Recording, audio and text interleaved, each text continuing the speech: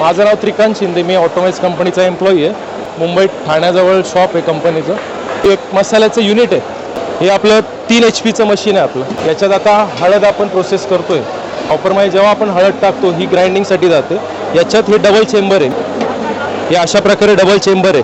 तर ही fine powder झाली ही या खालतून ह्या चेंबरद्वारे या मशीनमध्ये ढकलली जाते. हे पूर्ण सायक्लॉन मशीन झालं. जे काही मसाले आपले दळले जात आहेत हे पूर्ण इथे ओढून घेतात. इथून ओढून घेतल्यावर पावडर ही इथे खालती येते.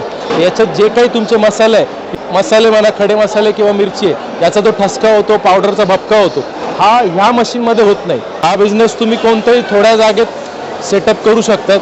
हे पूर्ण मशीनची किंमत 2,35,000च्या आसपास जाते. या मशीनसाठी गव्हर्नमेंटकडून सबसिडीसुद्धा प्रोव्हाइड केली जाते. तुम्ही जवळच्या कृषी अधिकाऱ्याकडून त्यांची माहिती घ्या. कमीत कमी 35% सबसिडी याच्यावरती प्रोव्हाइड केली जाते.